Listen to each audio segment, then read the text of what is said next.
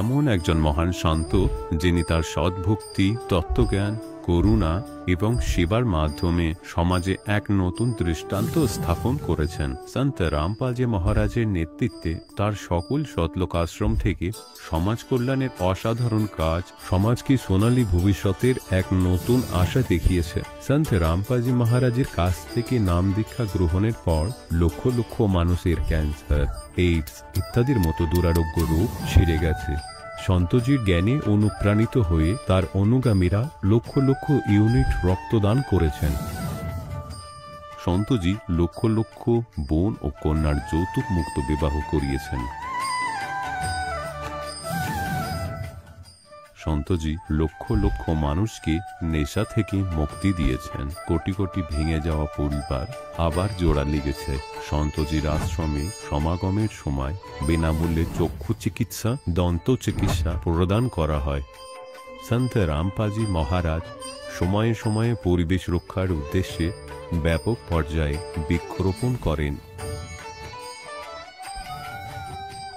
সন্তজি অভাবীদের তাৎক্ষণিক ত্রাণ সরবরাহের জন্য অ্যাম্বুলেন্স পরিষেবা চালু করেছেন। সন্তজি তার অনুগামীদের দেহদানের জন্য অনুপ্রাণিত করেন, যাতে মানবতার সেবা এবং চিকিৎসা ক্ষেত্রে উন্নতি হতে পারে। সন্ত রামপালজি মহারাজের সকল আশ্রমে প্রতিটি সমাগমে বিনামূল্যে ভান্ডারার আয়োজন করা হয়, যেখানে প্রতিটি শ্রেণী, প্রতিটি জাতি এবং প্রতিটি ধর্মের মানুষ একসাথে বসে খাবার খায়।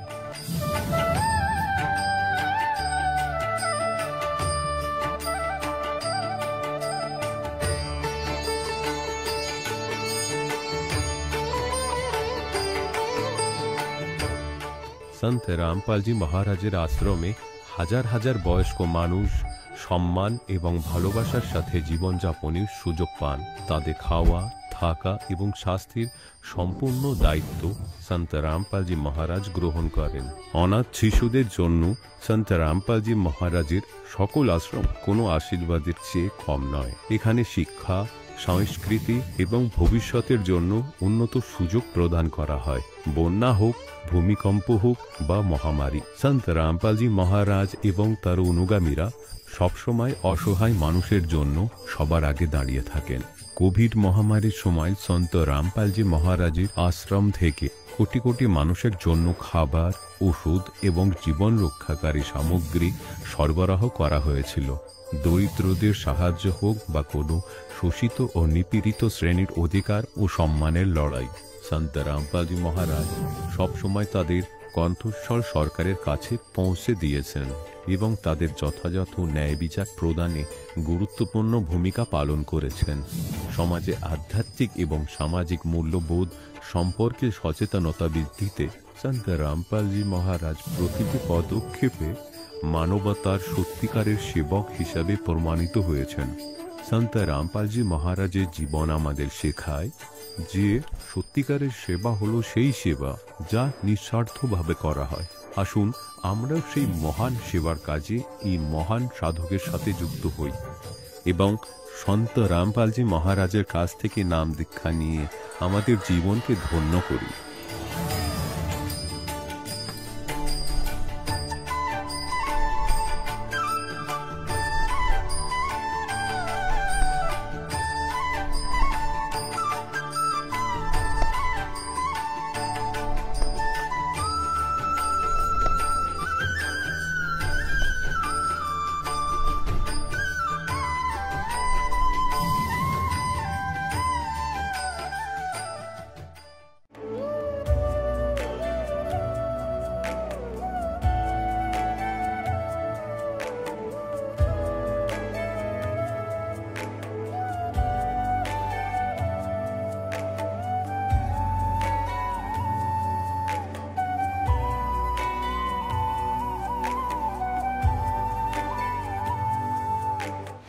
গীতাতে অর্জুনকে ভগবান স্বয়ং বলছেন যে সেই পরমেশ্বরের শরণে যাও এবং তার জন্য সেই সন্তদের কাছে যাও যিনি তত্ত্বদর্শী হন।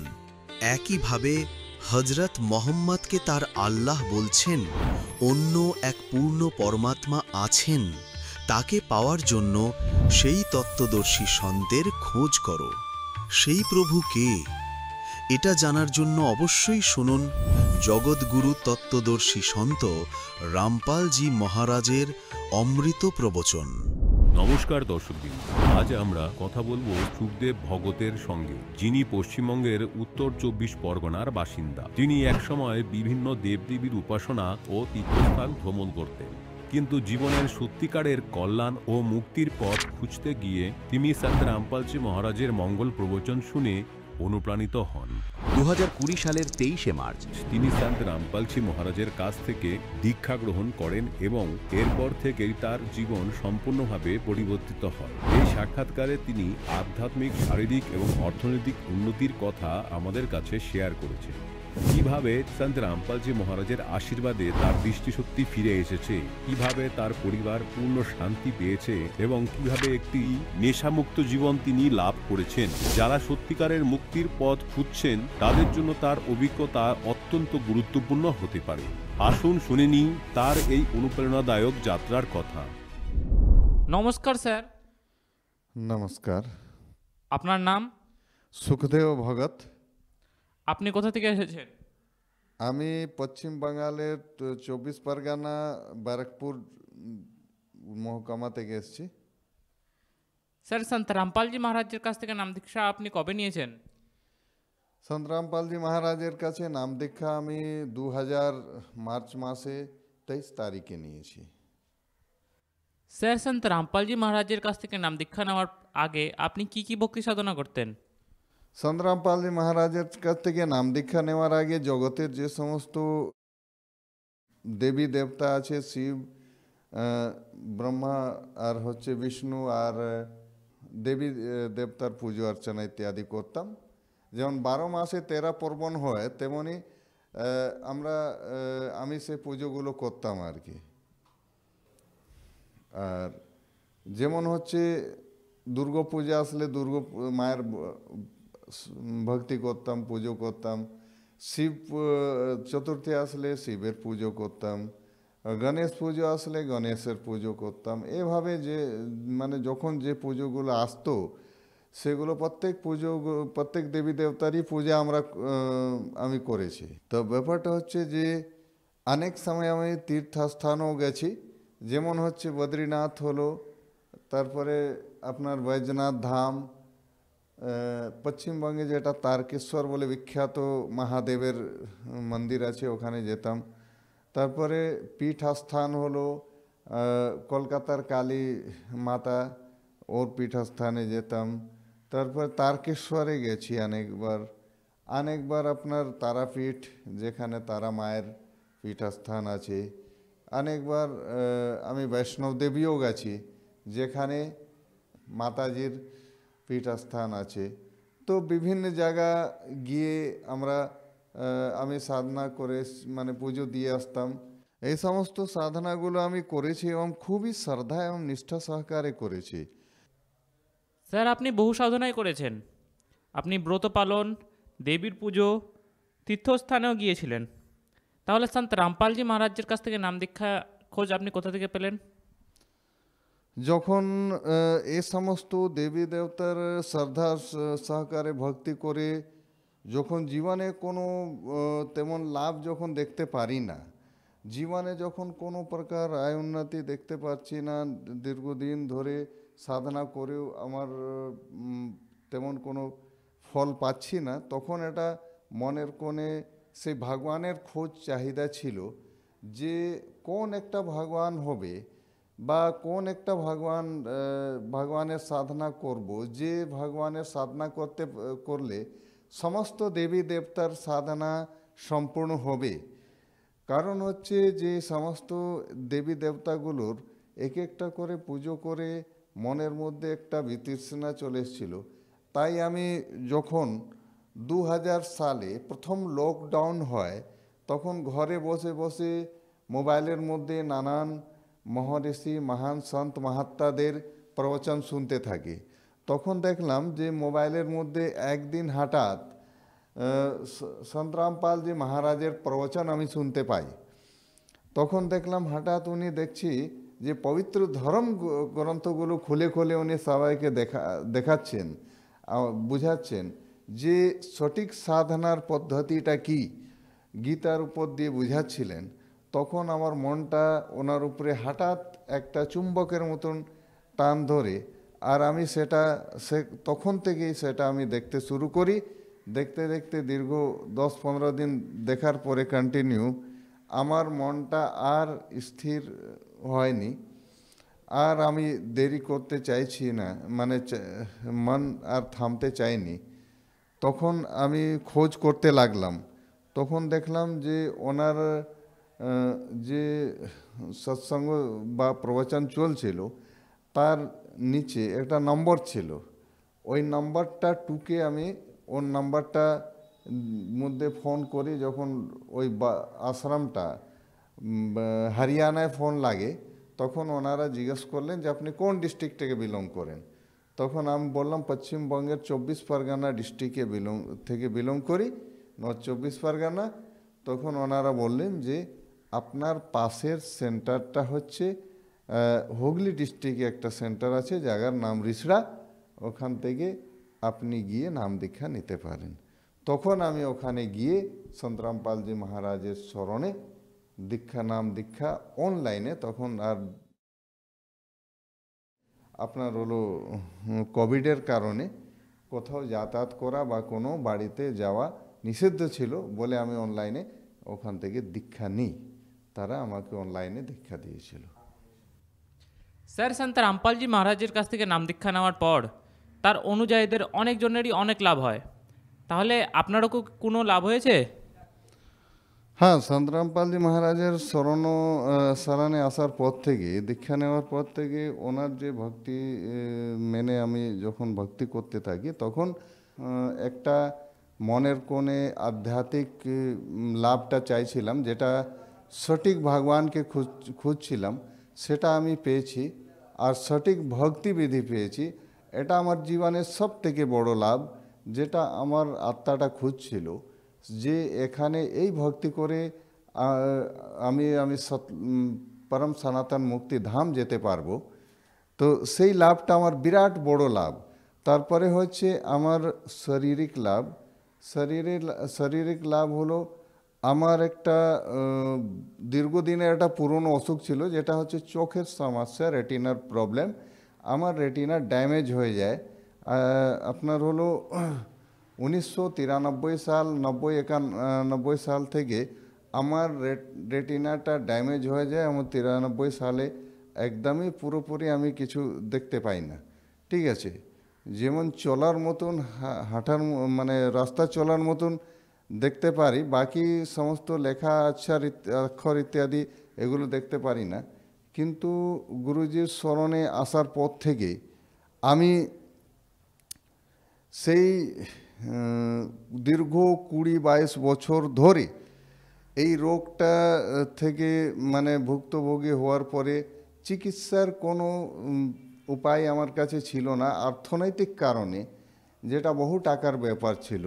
কিন্তু এখানে এসে গুরুজির দয়ায় এমন একটা সুযোগ পেলাম, যে সুযোগটা আমি সরকারি হসপিটালে, যেমন এইমস, কলকাতার মধ্যে এইমস একটা হসপিটাল নতুন খুললো, ওর মধ্যে চিকিৎসার আমি সুযোগ পাই সন্ত রামপালজি মহারাজের দয়ায়। আর ওইখানে আমার চোখটার 2 চোখের অপারেশন এবং তার মধ্যে আপনার লেন্স লাগানো হয়। এখন আমি ছোট থেকে ছোট অক্ষরও লেখা দেখতে পারি, এবং আমি এখন হারিয়ে যাওয়া জীবনটাকে ফিরে পেয়েছি। আর দ্বিতীয় লাভ হচ্ছে যে আমার এই চোখের কারণে একটা মাইগ্রেন পেন হতো, যেটা আমার দীক্ষা নেওয়ার পর থেকেই মাইগ্রেন পেনটা বন্ধ হয়ে গেছে।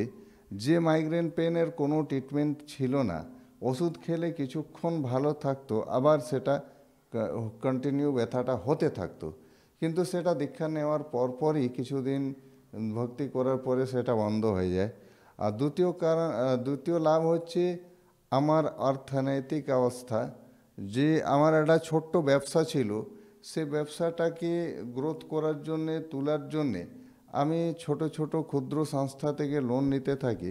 তারপরে আবার আবার এজেন্টেরদের প্রেরণায় আমি বড় ব্যাংক থেকে লোন নিয়ে ফেলি, 2-3টা ব্যাংক থেকে। এবার সেগুলো আমি যখন বুঝতে পারি না, ব্যাংক এজেন্টরা লোন করিয়ে চলে যায়, তখন আস্তে আস্তে যখন রিকভারির বেলাটা আসছে, তখন আমার খুব অবস্থা খারাপ হয়ে যায়। তারপরে লকডাউনের পিরিয়ডে 2020-তে আমার একেবারে ব্যবসাটা যখন থেমে যায়, প্রায় বন্ধ হওয়ার পরিস্থিতি, টাকা দিতে চাইছিলাম, সে কন্ডিশনটা তারা রাজি হতেই চাইছিল না। ওরা বলতো যে পুরো প্রিমিয়ামটাই দিতে হবে। আমি প্রার্থনা করি কি ভাই, আমার এই দেওয়ার ক্ষমতা আছে, এই টাকাটা যদি আপনারা নিন তাহলে আমিও দিতে পারি, আপনাদেরও রিকভারি হবে, না হলে আমি মোটেই এখন পুরো প্রিমিয়াম দেওয়ার মতন সামর্থ্য নেই, আমি টাকা দেব, কিন্তু আপনাদেরকে আমার সামর্থ্য অনুযায়ী যে প্রিমিয়ামটা আমি দিতে চাইছি সেটা নিতে হবে। তখন ওরা রাজি হয়ে যায়, আর এখন সেভাবেই আমার প্রিমিয়ামটা রিকভারি হচ্ছে। আর দু-একটা ব্যাংকের রিকভারি হয়ে গেছে, এখন একটা ব্যাংকের বাকি আছে। এখন সন্তরাম পালজি মহারাজের দয়া এটা সম্ভব হয়েছে, না হলে এর কোনো মতেই এটা দেওয়া আমার পক্ষে সম্ভব ছিল না। সুতরাং এটা হচ্ছে আমার বিরাট লাভ, যেটা আমার পরিবার এখন শান্তিতে থাকতে পারছে, আমার ব্যবসাটা আবার ফিরে দাঁড়াচ্ছে। আর দ্বিতীয় কথা হচ্ছে যে সব থেকে বড় কথা, যে ব্যাংক এই সন্তরাম পালজি মহারাজের দয়ায় ওরা রাজি হয়েছে, আমাকে সহযোগিতা করেছে। তৃতীয় একটা লাভ হয়েছে, যেটা হচ্ছে আমার মেয়ের একটা ছোটোবেলায় হার্টে প্রবলেম ছিল, সেটা ছিদ্র কোথাও ছিল। এখন ওটা ট্রিটমেন্টের পরে সন্তরাম পালজি মহারাজের দয়ায় যে ঘটনাটা আগে ঘটেছিল সেটা এখন আর বোঝা যাচ্ছে না, আর এখন সুস্থ আছে মেয়ে। আর উনিও দীক্ষা নিয়ে সন্তরাম পালজি মহারাজের ভক্তি করছেন। সপরিবার আমরা দীক্ষিত। মালিকের এটা সব থেকে বড় লাভ, যে সপরিবার আমাদেরকে স্মরণে নিয়ে আমাদেরকে সদ্ভক্তি দিয়ে আমরা সদ্ভক্তি করছি। এছাড়াও একটা বড় ছিল আমার সমস্যা, যেটা হচ্ছে আমি দীর্ঘ 20-22 বছর ধরে একটা নেশা ছিল, যেটা মারাত্মক নেশা, খাইনির নেশা। এরপরেও অন্য নেশাগুলো ছিল। তো এই সমস্ত নেশাগুলো ছাড়তে আমি বহু চেষ্টা করেও পারছিলাম না, কিন্তু সন্তরাম পালজি মহারাজের স্মরণে আসার পরে এটা সম্পূর্ণ নেশা মুক্ত হয়ে গেছি। আর দ্বিতীয় হচ্ছে যে সম্পূর্ণভাবে আমরা চিন্তামুক্ত, সপরিবার চিন্তামুক্ত হয়ে এখন সন্তরাম পালজির ভক্তি করছি, আর ভক্তি করে আমরা এর লাভটা পাচ্ছি। স্যার, আজকে যারা আপনাকে টিভিতে দেখছে তাদেরকে আপনি কি বার্তা দিতে চান?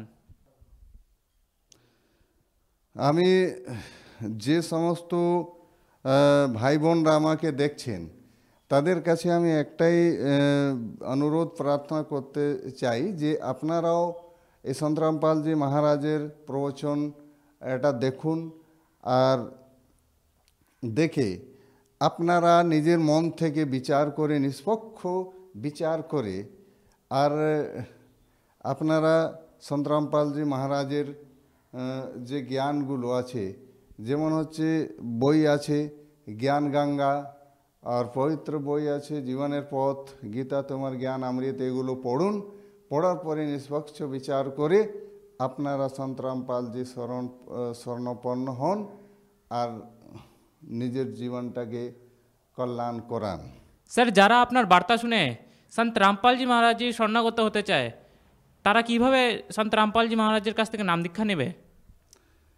তারা সন্তরাম পালজি মহারাজের প্রবচন সাধনা চ্যানেল আছে, এবং এখন ইউটিউবেও চলে সন্তরাম পালজি মহারাজ যে চ্যানেলটি, ওখানে প্রবচন শুনে, আর ওনার বইও আছে, যেটা ওই নাম্বারের মধ্যে নিজের নাম ঠিকানা যেটা টিভিতে চলে, ওর নিচে একটা নাম্বার আছে, সম্পূর্ণ ফ্রিতে বই অর্ডার করার জন্য সেই নাম্বারটা নিয়ে তারা ফ্রি বই অর্ডার করে বইটা পড়ে, এবং এই সন্তরাম পালজি মহারাজের যে মোবাইলে ইউটিউব চ্যানেলটি অথবা টিভি চ্যানেল থেকে তার প্রবচন শুনে দেখে তারা ওই সন্ত রামপালজি মহারাজের যে চ্যানেলের নিচে যে নাম্বারগুলো থাকে, বইয়ে নাম্বার থাকে, সেখান থেকে যোগাযোগ করে তারা নাম দীক্ষা নিতে পারে। ধন্যবাদ স্যার। সৎ সাহেব। দর্শকগণ, এখন আপনি শুনলেন সন্ত রামপালজি মহারাজের থেকে দীক্ষা গ্রহণ করে সুখী হওয়া ভক্তের অভিজ্ঞতা। এখন দেখুন জগৎগুরু তত্ত্বদর্শী সন্ত রামপালজি মহারাজের মঙ্গল প্রবচন। और परमात्मा तो स्वयं ही ऐसे बोले যে অকর পুরুষ एक पेड़ है, सरपुरुष वाकी डार और तीनों देवा शाखा ये पात रूप संसार। আর সেই মূলটিকে তিনি বলেন সেই মালিক যিনি সর্বসৃষ্টি রচনা করেছেন। আর এখন এই তত্ত্বদর্শী সন্ত হলো এই দাস, এই পৃথিবী পড়ি। আর সমস্ত সদ্গ্রন্থগুলিতে প্রমাণিত যে এই রকম বৈশিষ্ট্য হয় সেই সন্তের।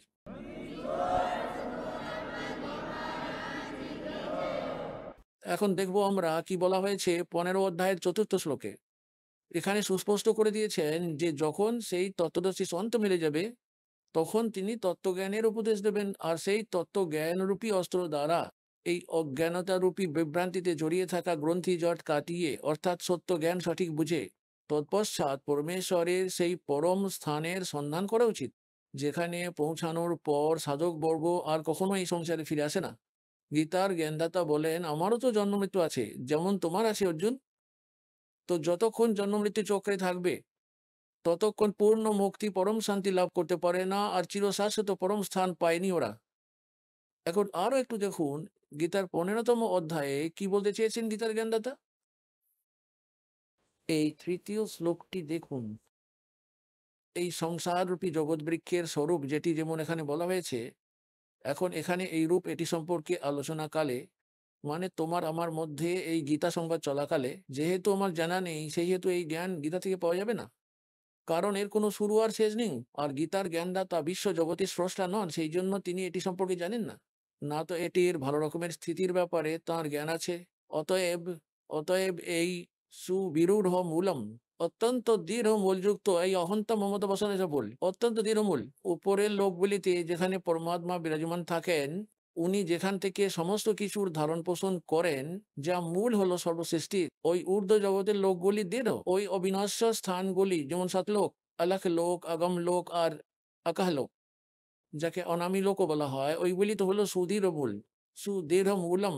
ওই সুদৃঢ় মূল স্বরূপ ওই অবিনশ্বর স্থানের অবিনশ্বর ভগবানকে এই দেখুন, সুবিরূঢ় মূলম, অতিশয় দৃঢ় মূল বিশিষ্ট এই জগৎ সংসার রূপী অসত্য বৃক্ষটিকে, এই উল্টো ঝোলানো জগৎ বৃক্ষরূপী সৃষ্টিটিকে দৃঢ়ম, দৃঢ়েন, দৃঢ় অর্থাৎ অটল, অটুট, একদম হৃষ্টপুষ্ট। আর তারপর অসঙ্গ শস্ত্রেন, তত্ত্ব জ্ঞান রূপী শস্ত্র দ্বারা, এইসব বৈরাগ্য রূপী নয়। এখানে অর্থটি ভুল করা হয়েছে, এটি হবে তত্ত্ব জ্ঞান রূপী শস্ত্র দ্বারা কেটে ফেলে। আসলে বলা হচ্ছে এটি একটি চিরন্তন শাশ্বত জ্ঞান, প্রথমে এটিকে ভালোভাবে বুঝে নিন। তাহার পর এখন এই 15 অধ্যায়েরই ওই 4র্থ শ্লোক থেকে পড়ব শ্রীমদ্ ভগবদ গীতাটি। তারপর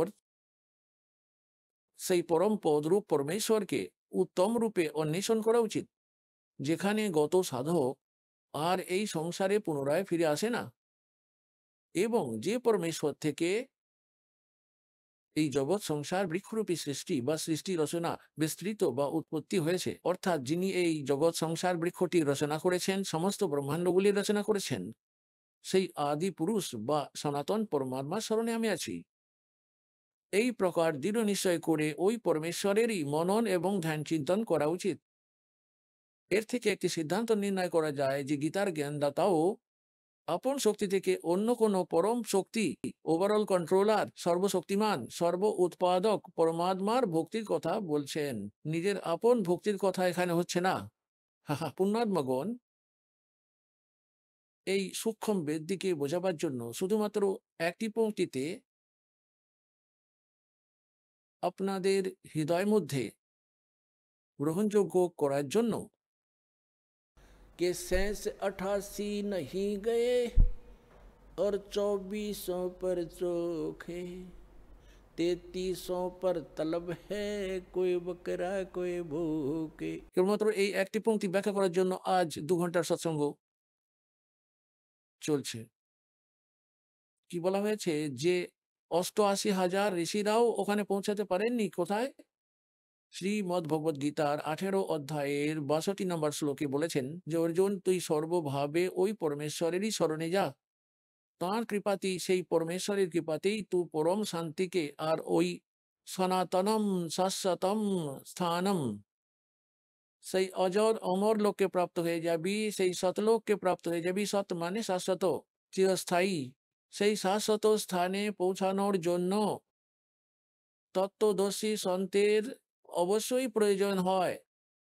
সেজন্য তাঁর কথায় গুরুবেন কাহুন পায়া জ্ঞান, जो थोथा बुछड़े मूड किसाना, गुरुबिन वेद पढ़े जो प्राणी, समझन सार रहे अज्ञानी। এবার আজকের সৎসঙ্গ থেকে এটা তো নির্ণীত হয়েই গেল যে যেসব মহাপুরুষদের এবং ঋষি মহাঋষিদেরও আমরা মহান পণ্ডিত বলে এবং পরমাত্মা প্রাপ্ত বলে জানতাম, তারা তো বিষ্ণু আর শঙ্কর ভগবানকেই সর্বসমর্থ শক্তি বলে মনে করতেন, আর দুর্গা দেবীর ভক্তি সাধনার কথা বলতেন। আর ওই ভগবান ব্রহ্মা, বিষ্ণু আর মহেশ্বর আর শ্রীদেবীর কতটা জ্ঞান সেটা তো আপনাদের সামনেই উপস্থাপিত। তাহলে এনারা মুক্তিটা পাবেন কি করে? 24 এই 88 नहीं गए, 88,000 ঋষিরাও যাননি ওই শাশ্বত স্থানে, আর এই 24 অবতারও যাননি। এনারা তো বিষ্ণুর অবতার। আর বিষ্ণু ভগবান কি বলেন যে আমি তো দুর্গার ওপরে কাউকে চিনি না, ইনিই তো হলেন ভগবান আমার জন্য, এনার উপরে আর কোনো দেবী দেবতা নেই। আর দুর্গা দেবী বলছেন শুধুমাত্র ব্রহ্মের সাধনা করো, আমার পূজাও ছেড়ে দাও। ওনার ওম নাম, উনি ব্রহ্মলোকে থাকেন, ওখানে চলে যাবে, তোমার কল্যাণ হোক। আর ব্রহ্ম নিজে কি বলছেন যে ব্রহ্মলোকে যাও প্রাণীরাও, গীতা অধ্যায় নম্বর 8 শ্লোক নম্বর 16-তে, আর গীতা অধ্যায় নম্বর 8 শ্লোক নম্বর 13-তে আপন নিজ মন্ত্র বলেন যে আমারও ব্রহ্মের একটিমাত্র ওম মন্ত্র আছে, এতে সেই পরম গতি হবে যাতে ব্রহ্মলোক প্রাপ্ত হবে, তাও অন্তিম নিঃশ্বাস পর্যন্ত এই সাধনাকারীদের। আর ব্রহ্মলোকে যাওয়া প্রাণীরাও জন্মমৃত্যু চক্রে করে। আর উনি নিজেই তো বলে রেখেছেন যে তুই সেই পরমেশ্বরের স্মরণে যা, যার কৃপাতে তুই পরম শান্তি আর সনাতন পরম ধামকে প্রাপ্ত করতে পারবি। আর যেখানে 15 অধ্যায় 4র্থ শ্লোকে এটা তো স্পষ্ট করে বলেই দিল যে যেখানে যাওয়ার পরে সাধকবর্গ পুনরায় আর এই সংসারে ফিরে আসে না। আর গীতা জ্ঞানদাতা জানিয়ে দেন যে আমিও জন্মমৃত্যু চক্রে আর তুইও জন্মমৃত্যুতে। তাহলে পূর্ণমাতাগণ এই একটি কনসেপ্ট ক্লিয়ার করানোর জন্য যে সূক্ষ্ম বেদে যেটি লেখা আছে সেটি সবই সত্য, কিন্তু আমরা অসত্যকে গ্রহণ করে রেখেছিলাম, সেই জন্য সত্য আমাদের ভালো লাগেনি আর সহ্য হয়নি। ওই সত্যকে সত্য হিসাবে গ্রহণ করানোর জন্য আপনার হৃদয় মাঝে এর স্থান বানানোর জন্য এই এত সৎসঙ্গের প্রয়োজন হচ্ছে। এখন বের হয়ে গেল সেই সত্য। এখন এই যত সব অজ্ঞানীরা রয়েছেন, আচার্যরা, শঙ্করাচার্যরা, আর যত সব আমাদের ব্রাহ্মণ গুরুরা ছিলেন, এই বিশ্বে যত সব মহাপুরুষরা এসেছেন, যত সন্ত গুরুপদ হয়েছে, অবশ্যই ওই মহাপুরুষদের যাদের পরমাত্মা দেখা করেন ওনাদের ছাড়া, ওনাদের নামগুলি তো এই দাস আপনাদের বলিয়ে রেখেছে। আর যদি বা একাদা বাকি থেকে যায় ভুল করে অথবা পরিচিত না হওয়ার জন্য, ওনাদের তো অবশ্যই দেখা হয়েছে, ওনাদের জ্ঞান অবশ্যই থাকবে। এনাদের ছাড়া অন্য ব্যক্তিদের কারো সঠিক জ্ঞান নেই, সঠিক ভক্তিবিধি নেই, তাহলে এনারা মুক্তি কি করে প্রাপ্ত করতে পারবেন? আজকের প্রসঙ্গ এইটাই চলছে যে গুরু বিন কাহুন পায়া জ্ঞান, जो थोथा भूषण मूड किसाना, गुरु बिन वेद पढ़े जो प्राणी, समझन सार रहे अज्ञानी। এই সবাই অজ্ঞানী ছিলেন। सुर नर मुनि जन 33 करोड़ी, बंदे सभी काल की डोरी। এই 33 কোটি দেবতা, সুর, মুনি, ঋষি, মহর্ষিরা, এটাই অকাট্য সত্য যে এনারা কালের রজ্জুতে বাঁধা। আর যত সব আচার্য, শঙ্করাচার্যরা হয়েছেন আজ পর্যন্ত আমাদের ধর্মগুরুরা, এনাদের জিজ্ঞাসা করবেন যে গীতা অধ্যায় নম্বর 18 শ্লোক 62-তে গীতার জ্ঞানদাতা নিজে ভিন্ন অন্য সেই কোন পরমেশ্বরের স্বর্ণপন্ন হতে বলছেন? তখন এনারা ভোলাতেন কোন মিষ্টি কথা দিয়ে? নিজের আপন কথাই ঘুরিয়ে বলছেন এই ধরনের, শ্রীকৃষ্ণের উপর কোনো ভগবানই হয় না, স্বয়ং কৃষ্ণেশ্বর স্বয়ং, ভগবান শ্রীকৃষ্ণ ভগবান স্বয়ং, ইনি সর্বে সর্বা, স্বয়ং নিজের কথাই বলছেন। এদের আকেল আসে কোনো? দেখুন, এরা আজ পর্যন্ত মূর্খবাণী রেখে দিয়েছে। এখন যদি শ্রীমদ্ ভগবদ গীতাতে দেখি অধ্যায় সংখ্যা 18 আর অন্তিম অধ্যায়টি, অন্তিম অধ্যায়তেও লাস্টের দিকে অন্তিম শ্লোকে বলি, শ্রীমদ্ ভগবদ গীতার অধ্যায় নম্বর 18 শ্লোক নম্বর 61 থেকে ছেষট্টি পর্যন্ত নির্ণয় হলো যে গীতা জ্ঞানদাতা বলছেন যে ওই পরমাত্মা সমস্ত প্রাণী সকলকে কর্মানুসারে যন্ত্রবৎ যন্ত্রের মতো চালাতে থাকে, ভ্রমণ করায়। তারপর আবার 18 অধ্যায়ের 62 নম্বর শ্লোকে বলেছেন, অর্জুন তুই সর্বভাবে সেই পরমেশ্বরেরই শরণে চলে যা, আর ওনার কৃপাতেই, ওই পরমেশ্বরের কৃপাতেই তুই পরম শান্তি আর সনাতন পরম ধামটি প্রাপ্ত করতে পারবি। এখন প্রথম থেকেই ইনি সারা সিদ্ধান্ত দিয়েই রেখেছেন যে অর্জুন, তোরও জন্ম মৃত্যু, আমারও জন্ম মৃত্যু, যদি আমার সাধনা করতে চাস তার জন্য 8 অধ্যায়ের 13 নম্বর শ্লোকে বলে রেখেছেন যে আমার একটি ওম মন্ত্র আছে। অষ্টম অধ্যায়ের প্রথম মন্ত্রে অর্জুন জিজ্ঞাসা করেছিলেন যে হে ভগবান, আপনি 7 অধ্যায়ের 29 শ্লোকে এই কথা বলেছেন যে যে আমার আশ্রয় নিয়ে, আশ্রয় নেবার অর্থ বলতে চেয়েছেন গীতা জ্ঞানদাতা যে এই নির্দেশানুসারে তত্ত্বদর্শী সন্তের খোঁজ করে নেবেন যিনি আমার দেওয়া জ্ঞানের আধারে গীতার 4 অধ্যায়ের 32-34 শ্লোকে এই জ্ঞানটি যিনি আশ্রয় করে নেবেন, উনি জরা মরণ মোক্ষায়, মুক্তি পাওয়া জরা মরণ থেকে। জরা মানে বার্ধক্য অবস্থা, আর মরা মানে মৃত্যু। বার্ধক্য অবস্থার দুঃখ কষ্ট আর মৃত্যুর দুঃখ দুর্দশা আর যন্ত্রণা থেকে মুক্তি পাওয়ার চেষ্টা যারা করেন, তারা ওই তদ্ব্রহ্মকে জেনে বুঝে গেছেন আর সমস্ত আধ্যাত্মিক জ্ঞানের সঙ্গে পরিচিত হয়ে গেছেন, আর তাঁরা সমস্ত কর্মের সঙ্গেও পরিচিত হয়ে যান। সেই ব্যক্তিরাই, সেই সাধকেরাই জরা মানে বৃদ্ধ অবস্থার দুঃখ কষ্ট থেকে, বার্ধক্যের জ্বালা যন্ত্রণা থেকে আর মৃত্যুর দুঃখ দুর্দশা যন্ত্রণা থেকে মুক্তি পাওয়ার জন্য প্রযত্ন করে। তাহলে গীতা জ্ঞানদাতাকে অর্জুন প্রশ্ন করলেন, গীতার জ্ঞানদাতাকে 8 অধ্যায়ের প্রথম শ্লোকে যে কিম তদ্ব্রহ্ম, ওই তদ্ব্রহ্মটা কি যা জানার পরে সাধকবর্গ এই সংসারের আর অন্য কোনো বস্তুর ডিমান্ড করে না, এখানে অন্য কোনো বস্তুর চাহিদা থাকে না, শুধুমাত্র বার্ধক্য অবস্থা আর মৃত্যুদার থেকে মুক্তি পাওয়ার চেষ্টা করে। কিম তদ্ব্রহ্ম 8 অধ্যায়ের 3 নম্বর শ্লোকে এটির উত্তর দিয়েছেন গীতা জ্ঞানদাতা যে তিনি হলেন পরম অক্ষর ব্রহ্ম, গীতা জ্ঞানদাতা থেকে অন্য কেউ। গীতা অধ্যায় নম্বর 15 শ্লোক নম্বর 16-17 তিনজন পুরুষের কথা বলেছেন। একজন তো খরপুরুষ এই ব্রহ্ম, আর অক্ষর পুরুষ ইনি পরব্রহ্ম, যিনি ওই জগৎ সংসার রূপী বৃক্ষের কাণ্ড, তিনি হলেন অক্ষর পুরুষ, যাকে পরব্রহ্ম বলা হয়। ব্রহ্মের থেকে নেক্সট ব্রহ্ম, পর মানে অন্য, আর খরপুরুষ শুধু ব্রহ্ম। এনার কতটা আধিপত্য আছে, কতটা প্রভুত্ব আছে। এই খরপুরুষ যাকে খরব্রহ্ম বলা হয়, সন্তগণ এনাকে কাল জ্যোতিস্বরূপী নিরঞ্জনও বলেছেন। ইনি কেবল 21 ব্রহ্মাণ্ডের অধিপতি হন, আর অক্ষর পুরুষ 7 শঙ্খ ব্রহ্মাণ্ডের অধিপতি হন, কেবল এতটারই। আর পরম অক্ষর পুরুষ গীতার অধ্যায় নম্বর 15 শ্লোক নম্বর 16-17 তিনজন পুরুষের কথা আছে। খর আর অক্ষর পুরুষের কথা তো 16 নম্বর শ্লোকে বলে দিয়েছেন। এনারাও নশ্বর, আর এনাদের অন্তর্গত যত সব প্রাণীরা আছে তারাও নশ্বর, ওদের যত স্থূল শরীর আছে সব নশ্বর। জীবাত্মা তো সবারই অবিনশ্বর, গাধা পুকুরেরও অবিনশ্বর। তারপর আবার 17 নম্বর শ্লোকে 15 অধ্যায়েতেই বলেছেন, উত্তম পুরুষ তু অন্য পরমাত্মা ইতি উদ্ধারতে ইয়ে লোক তরম অবিশ্য বিবর্তি অবৈশ্বর। উনি উত্তম পুরুষ অর্থাৎ পুরুষোত্তম। ওই পুরুষোত্তম তো অন্য কেউই আছেন, যিনি 3টি লোকেই লোকত্রয়ম প্রবেশ করে আর সবারই ধারণ পোষণ করেন, যাকে পরমাত্মা বলা হয়। ওই সেই তিনিই হলেন প্রকৃতপক্ষে অবিনশ্বর। গীতা জ্ঞানদাতা বলেন তিনি হলেন পুরুষোত্তম, এই দুইজন থেকে অন্য। এখন এখানে এসে পূর্ণাতগণ এই 15 অধ্যায়ের 18 নম্বর শ্লোকে আপনাদের বিভ্রান্ত করে দেবে এই অজ্ঞানী লোকেরা। এনারা শোনাবেন যে স্বয়ং গীতা জ্ঞানদাতা বলছেন যে আমি লোকবেদে জনশ্রুতিতে পুরুষোত্তম প্রসিদ্ধ হয়ে আছি। ওনার কথাটি এখানে এই ধরনের যে আমার অধীনস্থ এই যত সমস্ত প্রাণীরা রয়েছে এই 21 ব্রহ্মাণ্ডে, এদের সকলের থেকে আমি উত্তম, ওদের থেকে আমি শ্রেষ্ঠ হই, ওদের থেকে সকল প্রকারে উঁচুদরের হই, শক্তিতেও আমি উঁচুদরের। যেমন গীতা অধ্যায় নম্বর 7 শ্লোক 1 থেকে নিয়ে 10 পর্যন্ত ইনি বলছেন যে বলবানের বল আমি হই, বুদ্ধিমানের বুদ্ধি আমি হই। তাহলে যারা এনার অন্তর্গত আছেন তাদের উপরে লাগু এটা।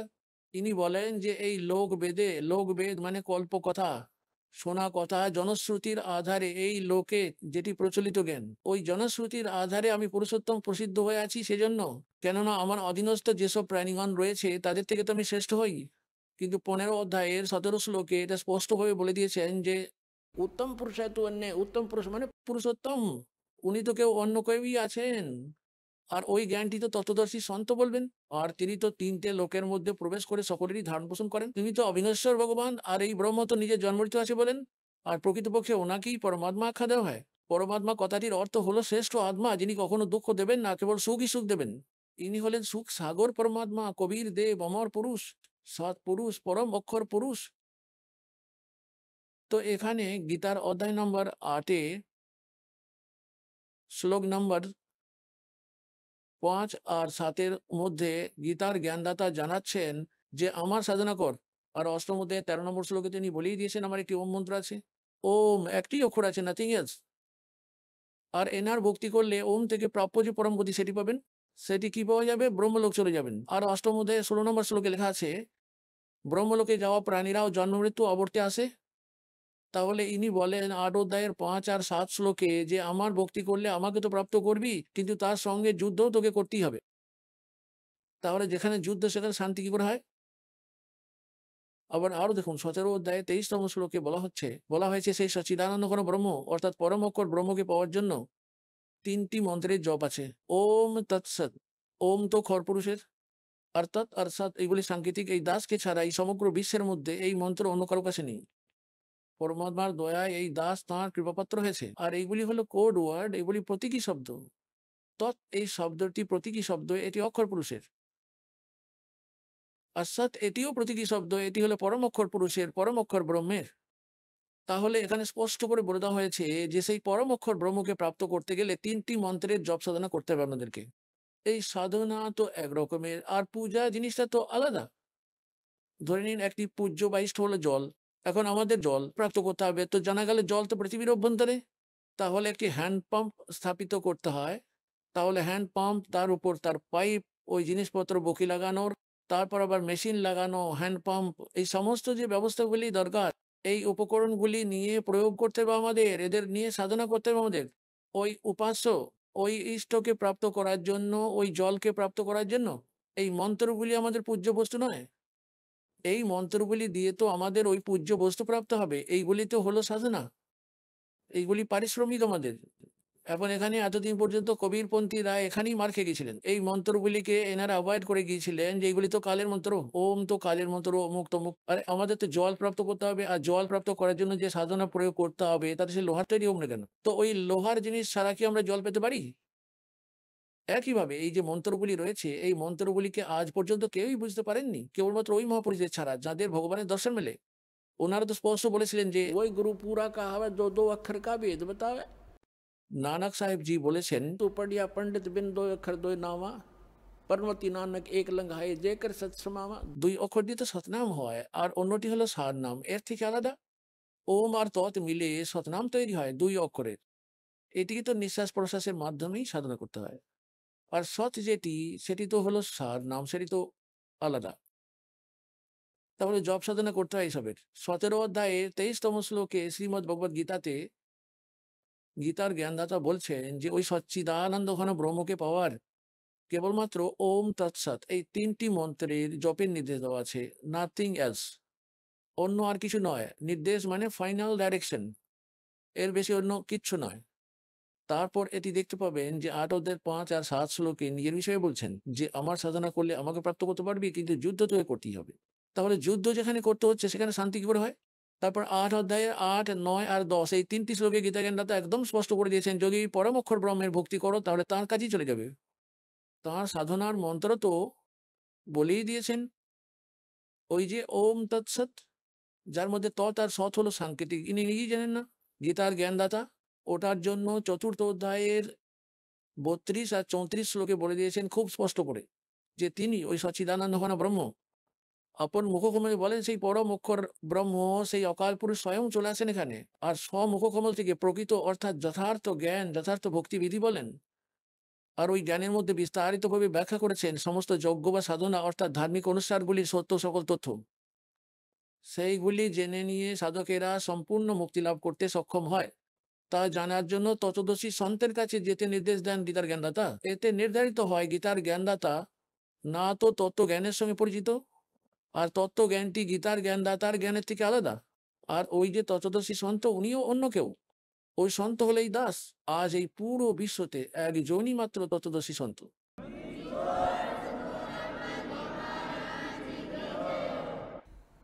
এখন যে প্রসঙ্গটি চলছে এই গীতার, শ্রীমদ্ ভগবত গীতার 18 অধ্যায়ে চলে আসি। 18 অধ্যায় হলো অন্তিম অধ্যায়। যদি আমরা দেখি 61 শ্লোক থেকে 66 শ্লোক পর্যন্ত, এটি তো হলো একটি নির্ণায়ক জ্ঞান। তারপরে তো অন্য কিছু লেখা আছে, ভক্তির ব্যাপারে ওইগুলি সম্পর্কিত নয়। এই 61 থেকে নিয়ে 6টি শ্লোক আমরা 66 পর্যন্ত দেখব। এই কতিপয় শ্লোকের মধ্যেই 6টি শ্লোকের মধ্যেই সম্পূর্ণ ক্লিয়ার করে দিয়েছেন। এটি দেখা যায় 18 অধ্যায়ের 61-62 শ্লোকে আছে, ওই পরমাত্মা সর্বসক্ষম, সবাইকে তিনি তাদের কর্মানুসারে চালিত করেন, যার যেমন কর্মসংস্কার আছে সেই অনুসারে তারা কার্য করতে থাকে। আর শুধুমাত্র সেই পরমেশ্বরের শরণাপন্ন হলেই পরম শান্তিকে আর সনাতন পরম ধামকে প্রাপ্ত করতে পারবে, সেখানে চলে যাবে, যেখানে যাওয়ার পর সাধক কখনো এই সংসারে আর ফিরে আসে না। তারপর কি বললেন আবার 18 অধ্যায় 63 শ্লোকের মধ্যে গীতা জ্ঞানদাতা বললেন, হে অর্জুন, এই গীতা রূপী জ্ঞান আমি আজ তোমাকে অত্যন্ত গোপনীয় থেকে গোপনীয়তর জ্ঞান তোমাকে আমি শোনালাম। এখন তোমার পছন্দ, তোমার ইচ্ছা, তুমি যেরকমটি চাও সেরকমটি করো। আমার আশ্রয় প্রাপ্ত হয়ে যদি থাকতে চাও তাহলে যুদ্ধ করো, অস্ত্র ধরো। আর ওনার আশ্রয় প্রাপ্ত করতে চাও যদি, তাহলে ওই সেই তত্ত্বদর্শী সন্তের সন্ধান করো। এই গোপনীয় থেকে গোপনীয়তর জ্ঞান আমি তোমাকে বলে দিলাম। তারপর 18 অধ্যায়ে 64 শ্লোকের মধ্যে গীতার জ্ঞানদাতা তৎক্ষণাৎ বলেন যে একটি গোপনীয় থেকে গোপনীয়তর জ্ঞান আরো বলবো, আবার শোনো। যে যার 18 অধ্যায়ের 62 শ্লোকে যে পরমেশ্বরের আশ্রয়ে আমি তোমাকে যেতে বলছি, তো উনি আমার ইষ্টদেব, উনি আমার পূজ্য ভগবান। এই আরো গোপনীয়তম রহস্য বলে দিলেন। এখন 18 অধ্যায়ের 63 শ্লোকে এটার স্পষ্টীকরণ তো অবশ্যই করে দিয়েছেন যে এই গীতারূপী জ্ঞান অত্যন্ত গোপনীয়, সব থেকে গোপন রহস্য আমি তোমাকে বললাম। সমস্ত গোপনীয় থেকে গোপনীয়তর জ্ঞান, আরো গোপনীয়তর থেকে গোপনীয়তম জ্ঞান বলছি। 18 অধ্যায়ে 64 নম্বর শ্লোকে, ইনি আমার পূজনীয়, ইনি আমার ইষ্টদেব, ইষ্টায় মে আসি দৃঢ়ম। এটি একটি পাকাপোক্ত কথা, এটিতে কোনো ডাউট নেই। তারপর আবার এই একই 18 অধ্যায়ের 65 শ্লোকে বলেছেন, হে অর্জুন, যে যদি আমার শরণে থাকতে চাও তাহলে আমি সত্য প্রতিশ্রুতি দিচ্ছি, আমার নাম জপ করো, আমাকে নমস্কার করো, আমাকে পেয়ে যাবে। 18তম অধ্যায়ের 66 শ্লোকে আবার ফাইনাল ফয়সালা করে দিলেন। কি জানালেন? যে যদি তোমাকে আমার আশ্রয়ে থাকতে হয়, সে ব্যাপারে আগেই জানিয়ে দিয়েছি তো। আর তোমার শরণে যদি যেতে হয় তো সর্বধর্মান পরিত্যাজ্য মাম একম শরণম ব্রজ। এখানে আনারি অজ্ঞানীরা ব্রজ কথাটির অর্থ আশা করে দিয়েছেন, যেখানে ব্রজ কথাটির অর্থ যাওয়া হয়। অনুবাদ দিয়ে এবার দেখুন, অর্জুন তুই সর্বধর্ম ত্যাগ কর, সর্বধর্মান পরিত্যাজ্য মাম, আমার স্তরের সকল পূজাগুলি যেগুলিকে ধর্ম বলা হচ্ছে সেগুলিকে ছেড়ে দিয়ে আমার শরণে চলায়। ভালো রে ভাই, এটা কি হলো? দ্বিতীয় অধ্যায়ের 7 নম্বর শ্লোকে আছে, অর্জুন জানিয়ে দিচ্ছে যে আমি আপনার শরণই আছি, আপনার শিষ্য হই। আমার বুদ্ধি কাজ করা বন্ধ করে দিয়েছে, যেটি আমার জন্য হিতকারী হবে সেটি জানিয়ে দিন। তাহলে শ্রীকৃষ্ণের শরণে তো অর্জুন প্রথম থেকেই ছিলেন।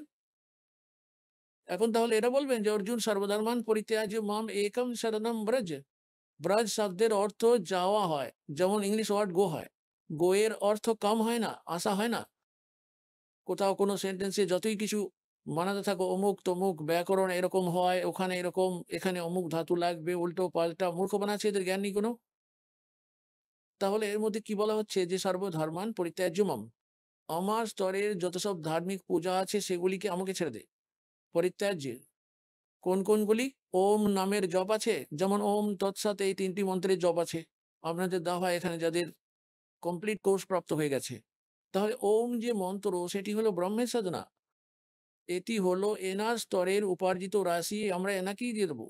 পূর্বে তো ব্রহ্মলোকে গিয়ে এটি নষ্ট করে দিতাম, কোথাও কোনো দেবী দেবতা হয়ে যেতাম, আপন উপার্জিত ধন নষ্ট করে আবার গাধা হয়ে যেতাম।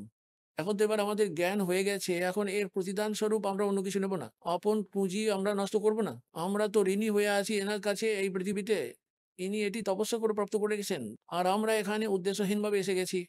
ইনি তো এখানে আমাদের জন্মজীব বানিয়ে নিয়েছেন, এখানে কামাও আর খাও আর আমার ট্যাক্স দিয়ে দাও। আমাদের বন্ধক বানিয়ে রেখে জন্মজীব বানিয়ে নিয়েছেন। তো এবার পরমাত্মা এসেছেন আমাদের ছাড়িয়ে নিয়ে যাওয়ার জন্য, বিধি বলে দিয়েছেন এর ট্যাক্স দিয়ে দাও, আমি তোমাদের অ্যাকাউন্ট করাবো।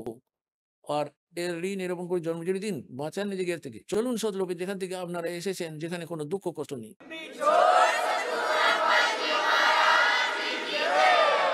তাহলে আমাদের কি করতে হবে?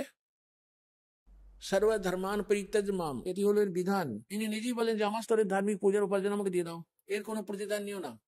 আর একম শরণম ব্রজ, যে একম মানে অদ্বিতীয়ম, যার সমান অন্য কেউ হতে পারে না, অর্থাৎ সেই সর্বশক্তিমান পরমাত্মার শরণে চলে যাও। ব্রজ মানে যাওয়া, আসা হয় না। এহেম তোমার সর্ব পাপে ভো মোক্ষামি মা শুচ, মানে কথাটা হলো অতঃপর আমি তোকে সর্বপাপ থেকে মুক্ত করে দেবো, তুই চিন্তা করিস না। আপনি করতে বাধ্য, যখন ঋণ শোধ করিয়ে দিচ্ছি তখন কি চাইবা থাকবে ওনার? আপন অংশ পেয়ে ইনি খুশি, আমরাও খুশি। তাহলে যতদিন পর্যন্ত আমরা ঋণী ছিলাম, শ্রমিক ছিলাম এনার, তো ইনি আমাদের কত রকমের নাচ নাচাতেন আর আমরা নাচতে বাধ্য ছিলাম। তাহলে এইভাবে আমরা যখন এখান থেকে যাব, যেমন আপনাদেরকে প্রথম মন্ত্র দেওয়া হয়, ওইগুলির জব এখানকার সাংসারিক সুবিধাগুলির জন্য ট্যাক্স দেওয়া। যেমন আপনারা কারেন্টের কানেকশন নিয়ে রেখেছেন, টেলিফোনের কানেকশন নিয়ে রেখেছেন, আর জলের কানেকশন নিয়ে রেখেছেন, গ্যাসের কানেকশন নিয়ে রেখেছেন, অথবা কোথাও থেকে ব্যাংক লোন নিয়ে রেখেছেন, তাহলে ওনাকে যখন ফেরত দেবেন বা ফেরত দিতে থাকবেন, ওনার যে ভাড়া হয়, ট্যাক্স হয়, ওটার যে সুদ বা চার্জ হয়, তাহলে আপনাদের সুবিধা প্রাপ্ত হবে। আর যতক্ষণ পর্যন্ত এই সংসারে আপনাদের থাকতে হবে আর এখানকার যে সুবিধাগুলো আপনাদের চাই, সেগুলি ওই প্রথম মন্ত্র থেকেই পাবেন, ওটার মধ্যবর্তী 5টি নাম থেকে। আর ফার্স্ট অ্যান্ড লাস্ট যে 2টি মন্ত্র আছে, এইগুলি আপনার ভক্তির সঙ্গে, শতলোক যাওয়ার জন্য যে ভক্তি দরকার তার সঙ্গে আলাদা করে এই উপার্জন জুড়ে যায়। আর এর মধ্যে আপনি যে প্রথম মন্ত্র পেয়েছেন, এটি আপনাকে কণ্ঠকমল পর্যন্ত মুক্ত করে দেবে। যখন আপনি এখান থেকে চলা শুরু করবেন, তখন সর্বপ্রথম আপনার আত্মা মূল কমলে যাবে, যেখানে গণেশজির কমল আছে, ওনার অফিস আছে, ওখানে নিজের আপন অ্যাকাউন্ট ক্লিয়ার করবে। তারপরে আসবে ওর মধ্যে ব্রহ্মাজির লোকে স্বাদ চক্রতে, তারপর বিষ্ণুজির লোকে নাভি চক্রের মধ্যে, তারপর শিবজির লোকে হৃদয় চক্রতে, তারপর দেবী লোকে কণ্ঠচক্রে, তারপর এটি ত্রিকুটিতে পৌঁছবে। আর এইসব নকল পন্থ রথাস্বামী ধন্দন সদ্গুরু এদের কথা বলে শুনুন, আমাদের গুরুজি তো এরকম নাম দেয়, একেবারে সোজা ত্রিকুটিতে পৌঁছে যায়। ছাই যায় ওরা ত্রিকুটিতে। ত্রিকুটি কি কোনো বড়বালার বাস স্ট্যান্ড নাকি? পায়ে হেঁটে গেলেও ওখানে পৌঁছে যাবে, অথবা সাইকেল নিয়ে গেলেও পৌঁছে যাবে। ত্রিকুটিতে পৌঁছতে গেলে অনেক হিম্মত চাই ভাই। হ্যাঁ, যখন আমরা ত্রিকুটিতে পৌঁছে যাব, তখন এই যে 3টি মন্ত্রের জপ আমরা করি, ওম তৎসৎ, এর মধ্যে ওম নামের জপের হিসাব আমরা এখানে দেবো ওনাকে। ওখানে পরমাত্মার দেখা পাবেন এই দাসের রূপে। আপনাদের যখন সত্য ভক্তি অনুশীলন আর সত্য নিষ্ঠা এই দাসের প্রতি অ্যাজ এ গড হবে।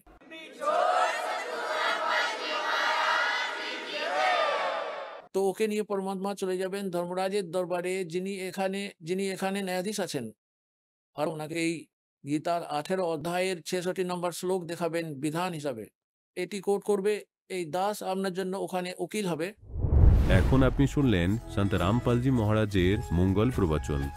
আসুন এখন শুনি সন্ত রামপালজি মহারাজের থেকে নাম দীক্ষা গ্রহণ করে এবং সদ্ভক্তি করে আশ্চর্যজনক লাভ অর্জনকারী অনুগামীদের অভিজ্ঞতা।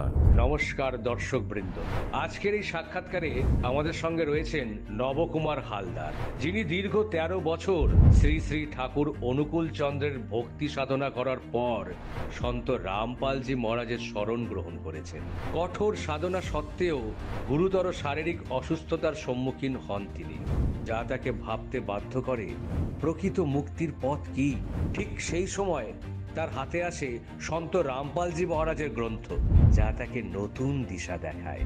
তিনি জানান, মহারাজের স্মরণে আসার পরই তার শারীরিক, মানসিক এবং অর্থনৈতিক অবস্থার উন্নতি হয়। এই সাক্ষাৎকারে নবকুমার হালদার তার নিজের অভিজ্ঞতার কথা তুলে ধরেছেন এবং সবাইকে আহ্বান জানাচ্ছেন সন্ত রামপালজি মহারাজের শরণ গ্রহণ করার জন্য, যা জীবনে প্রকৃত সুখ ও শান্তি বয়ে আনতে পারে। চলুন তার অনুপ্রেরণামূলক যাত্রার কথা শুনে আসি। নমস্কার স্যার। নমস্কার, আপনার নাম? নবকুমার হালদার। স্যার আপনি কোথা থেকে এসেছেন? আমি মুর্শিদাবাদ থেকে এসেছি। স্যার সন্ত রামপালজি মহারাজের কাছ থেকে নাম দীক্ষা নেওয়ার আগে আপনি কি কি ভক্তি সাধনা করতেন? আমি শ্রী শ্রী ঠাকুর অনুকূল চন্দ্রের ভক্তি সাধনা করতাম। সেখানে আমি প্রায় 13 বছর ধরে সাধনা করেছি। স্যার আপনি বললেন আপনি 13 বছর ধরে অনুকূল চন্দ্রের ভক্তি সাধনা করতেন, তাহলে সন্ত রামপালজি মহারাজজির স্মরণে কীভাবে আসলেন? স্যার, আমার যখন শরীর অসুস্থ হওয়ার পরেও আমি খুব কঠোর ধ্যান করতাম যে আমি যে এত নাম করছি শ্রী শ্রী ঠাকুর অনুকূল চন্দ্রের, তা আমার কেন এই অবস্থা হচ্ছে? আজকে মাসে যদি 9,000 টাকার ওষুধ আমাকে কিনতে হয়, আর আমি একজন পার্শ্ব শিক্ষক, তাহলে আমার সংসারটা কীভাবে চলবে? আমি এই চিন্তা নিয়েই থাকি। দিয়ে একদিন লালবাগে যাওয়ার পর একটা বই পেয়েছিলাম, সেই বইটা হচ্ছে জীবনের পথ আর হচ্ছে আধ্যাত্মিক কামানের গোলা। সেই বইটা পেয়ে, সেই বইটাতে লেখা ছিল যে নাকি ইনার স্মরণে এলে পরে, শান্তারামপালজি মহারাজের স্মরণে এলে তা শারীরিক, সর্বপ্রথমেই বলা ছিল যে শারীরিক, তারপর আর্থিক, তারপর মানসিক সুখ পাওয়া যাবে। এই কথা শুনে আমার মনে একটু অন্যরকম হয়েছিল যে সত্যিই কি এগুলো সঠিক, আর ইনি নাকি মোক্ষের পথ দেখাবে। আমি তো অবাক হয়ে গেলাম যে আমি 13 ঘন্টা করে নাম করছি, আবার ইনি নাকি মোক্ষের পথ দেখাবে। এই আশ্রমটা কোথায় সেই চিন্তা করে আমি, একজন আমাকে বলল যে না এখানে আশ্রম নয়, নামদান সেন্টার আছে, সেটা হচ্ছে জিয়াগঞ্জে। আমি আমার ফ্যামিলি সমেত জিয়াগঞ্জে চলে গেলাম।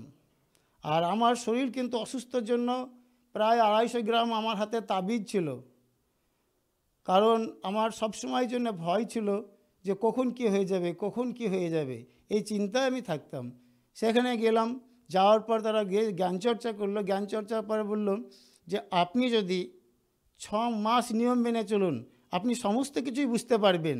তখন আমার মনে একটা বিশ্বাস হলো যে দেখি, এর আগে তো আমি 13 বছর ধরে নাম করেছি, তাহলে 6 মাস নিয়ম মেনেই দেখি কি হয়। তারপর আমি এই স্মরণে আসার মানে 6 মাস যখন আমাকে বলল যে 6 মাস করলেই আপনার বুঝতে পারবেন, তখন আমার হাতের তাবিজ এবং যা ছিল সমস্ত কিছু আমার ফেলে দিল। তখন মনটা আমার খারাপ হয়ে গেল যে আবার যদি কিছু হয়ে যায়। ঠিক আছে, উনি বলেছেন যে 6 মাস টাইম দিয়েছে, ঠিক আছে। তারপর আমি শান্তারামপালজি মহারাজের স্মরণে এলাম। স্যার, আমরা শুনেছি সন্ত রামপালজি মহারাজের কাছ থেকে নাম দীক্ষা নিলে নাকি অনেকজনেরই অনেক লাভ হয়। আপনার এত সমস্যা ছিল, আপনার কি কিছু লাভ হয়েছে? হ্যাঁ, আমার শান্তারামপালজি মহারাজের স্মরণে এসে আমার যে লাভ হয়েছে সেটা আমি বললে পরে একটা মানে মোটা বই লেখা হয়ে যাবে, সেটা হয়তো ফোরাবে না। সর্বপ্রথম যে আমার লাভ, সেটা আমি যে প্রতি মাসে 10,000 টাকা করে ওষুধ লাগতো, এখান থেকে বাঁচার জন্যই আমি সর্বপ্রথমে যে এটা এসেছিলাম মালিকের স্মরণে, তা এটাই আমার সর্বপ্রথম লাভ। এই শান্তারামপালজি মহারাজের স্মরণে আসার পর শান্তারামপালজি মহারাজ যে নিয়ম দিয়েছে সেই নিয়ম মেনে চলার মধ্য দিয়েই আমার আর এই ওষুধটা প্রয়োজন হয়নি। এছাড়াও বিভিন্ন দিকে আমার অনেক লাভ পেয়েছি। এমন লাভ পেলাম যে প্রত্যেকটা মুহূর্তে মনে হতো যে একটা অলৌকিক শক্তি আমার কাজ করছে। এই অবস্থাতেই আমার একটা দাদার বাড়িতে একটা বিয়ের অনুষ্ঠানের জন্য আমাকে ডাকা হয়েছিল। আমি সেখানে বলেছিলাম যে মাছ, ডিম, মাংস এগুলো বাড়িতে রান্না করলে পরে আমি যেতে পারবো না। তো তবুও বললো যে না, নিরামিষ হবে। আমি সেই জন্য গিয়েছিলাম। যাওয়ার পর সেই বাড়িতে নিরামিষ খেয়েছিলাম। খাওয়ার পরে সেটা হচ্ছে আমার 2 মাসের মধ্যেই এমন একটা অসুবিধা হলো যে মনে হচ্ছে যে আমি আর বাঁচবো না। তখন আমার চিন্তা হলো যে আমাকে কি আবার সে অনুকূল ঠাকুর লাইনে যেতে হবে? সঙ্গে সঙ্গে আমি নামদান সেন্টারে ফোন করলাম। আমাকে বলল আপনার নাম খণ্ডিত হয়েছে। আমার একটু রাগ হলো। নাম খণ্ডিত হোক, সেটা কবির পরমাত্মা বা শান্তারামপালজি মহারাজ যে নিয়ম দিয়েছে তিনিই বুঝবেন। আপনি আমাকে বলুন এর কোনো উপায় আছে কি না। আমাকে বললেন যে হ্যাঁ, আপনি মানে শান্তারামপালজি মহারাজের কাছে করজোরে প্রার্থনা করুন। প্রার্থনা করার পর দণ্ডবাদ প্রণাম করুন। প্রণাম করার পর আপনি অমৃত জল গ্রহণ করুন। মালিক দয়া করলে আপনার সঙ্গে সঙ্গেই ঠিক হয়ে যাবে। আমি বললাম ঠিক আছে, মালিকের প্রতি আমার চরম বিশ্বাস আছে। এই বলেই মালিকের কাছে দণ্ডবাদ প্রণাম করে অমৃত জল খাওয়ার পর 10 মিনিটের মধ্যে আমার শরীর সমস্ত একদম সুস্থ হয়ে গেল। সুস্থ হয়ে যাওয়ার পর আমার আর কোনো অসুবিধা নেই। এখন পর্যন্ত মালিকের দয়ায়, এই শান্তারামপালজি মহারাজের দয়ায় কোনো অসুবিধা নেই। এই মুহূর্তে আমার এমন একটা কাজ হয়েছিল যা ভাবা যায় না। তা একটা ঘর তৈরি করা হয়েছিল মালিকের দয়ায়, আমার যেটা অসম্ভব। তা সেই সময় আমি কঠোর পরিশ্রম করেছিলাম হঠাৎ আমার শরীরটা একটু খারাপ মনে হলো। তা আমি ভাবলাম যে আমার ফ্যামিলিতে সবার সুগার আছে, তাহলে কি আমার আবার সুগার হলো? আমার একটু চিন্তা হলো, ঠিক আছে একবার পরীক্ষা করে দেখি। অনেক রিপোর্ট করলাম। রিপোর্ট করার পর ডাক্তারও বললেন যে আমি অনেক পরীক্ষা করেছি, কিন্তু আমি এইরকম স্ট্রংলি দেখিনি। আপনার না আছে থাইরয়েড, না আছে সুগার, না আছে হাই প্রেশার। আলম ডাক্তারবাবু আমাকে তো ঘি খেতে বারণ করেছিল। না, আপনি ঘিও খেতে পারেন। এখন আমি প্রায় ঘি ভাত খাই আমি মালিকের মানে শান্তারাম পালজি মহারাজের দয়, এবং আমার শরীর শান্তারাম পালজি মহারাজের দয় অনেক এখন সুস্থ। স্যার আপনি বললেন সন্ত রামপালজি মহারাজের কাছ থেকে নাম দীক্ষা নেওয়ার পর আপনার অনেক লাভ হয়েছে। আপনি আমাদের দর্শকদেরকে কি বার্তা দিতে চান? আমি দর্শকদেরকে এই বার্তা দিতে চাই যে প্রত্যেক দর্শকই যারা এই চ্যানেলটা দেখছেন বা শুনছেন, তাদের কাছে আমার একটা করজোড়ে অনুরোধ, সেটা হচ্ছে যে আপনারা সবাই শান্তারাম পালজি মহারাজের শরণে আসুন। এর কারণ হচ্ছে একটাই, তিনি যে নিয়ম দিয়েছেন সেই নিয়ম এমনই নিয়ম, আপনার সংসারের কোনো জ্বালা এবং অভাব অনটন নিয়ম মেনে চললে কিছুই থাকবে না। আর একটা বড় উপকার পাবেন, আজ পর্যন্ত আমাদের পৃথিবীতে আজ পর্যন্ত এমন কোনো ধর্মগুরু আঙুল দিয়ে শাস্ত্রকে দেখায়নি যে গীতার এই অধ্যায়ে এই আছে, কোরআনের এই অধ্যায়ে এই আছে, বেদের এই অধ্যায়ে আছে, কিন্তু শান্তারাম পালজি মহারাজ সমস্ত কিছু আঙুল দিয়ে দিয়ে দেখাচ্ছে যে বেটা তোমরা দেখো, বেটা তোমরা দেখো, আর তোমরা আসলটা চিনে নাও, যে তোমরা আজকে যে নকল ধর্মগুরুর কাছে পড়ে আছো তো সেটা নকল না, আমি যেটা শাস্ত্র অনুযায়ী যেটা তোমাদেরকে দেখাচ্ছি সেটা তোমরা নিজেরাই চোখ দিয়ে দেখে নাও বেটা। আমাকে বিশ্বাস করতে হবে না, তোমরা শাস্ত্র পড়ো, শাস্ত্র পড়ে তোমরা সমস্ত কিছু জেনে নাও। এইভাবে শান্তারাম পালজি সারা বিশ্বকে আজকে মানে সারা বিশ্বকে যেভাবে জাগরণ করে তুলছে এবং সঠিক জ্ঞান দিচ্ছে, তাতে আমাদের প্রত্যেকেরই মঙ্গল হবে। এমনকি আজকে আমাদের প্রত্যেকেই নেশাগ্রস্ত, প্রত্যেকটা বাড়িতে এমন কোনো বাড়ি নেই যে বাড়িতে নেশা নেই। তার জন্য কি হচ্ছে, আমাদের সমাজ কলঙ্কিত হচ্ছে। যত অসুবিধা, মারামারি, নেশাগ্রস্ত অবস্থায় অনেক কিছু ঘটনা ঘটছে, কিন্তু মালিকের শরণে এলে এগুলো অলৌকিক হবে। আপনার পরিবার একদম এখানেই মনে হবে যে দেবলোকে আছেন, এমনভাবে তিনি দেব মানে শান্তারাম পালজি মহারাজ দেখিয়ে দিয়েছেন এবং আমাদেরকে জ্ঞান দিচ্ছেন।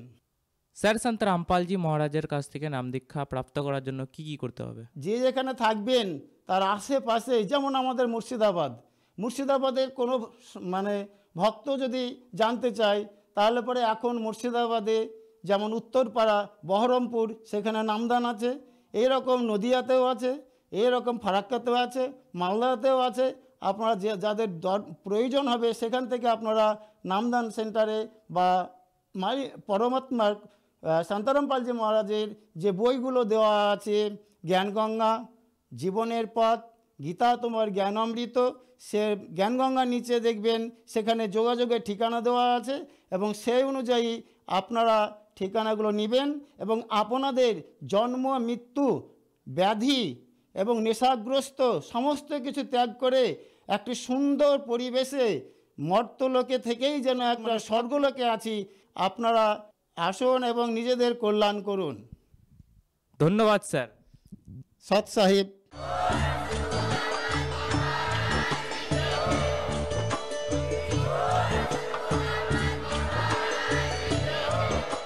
আপনারা শুনছিলেন জগৎগুরু তত্ত্বদর্শী সন্ত রামপালজি মহারাজের মঙ্গলময় প্রবচন। অধিক তথ্য জানার জন্য ভিজিট করুন আমাদের ওয়েবসাইট www.jagatgururampalji.org। সন্ত রামপালজি মহারাজের শুভাশীর্বাদে সম্পূর্ণ বিশ্বে 500-এরও অধিক নাম দীক্ষা কেন্দ্র আছে, যেখানে সন্ত রামপালজি মহারাজের দ্বারা অনলাইনে সম্পূর্ণ বিনামূল্যে নাম দীক্ষা দেওয়া হচ্ছে। আপনার নিকটবর্তী নাম দীক্ষা কেন্দ্রের ঠিকানা জানার জন্য যোগাযোগ করুন 918882914911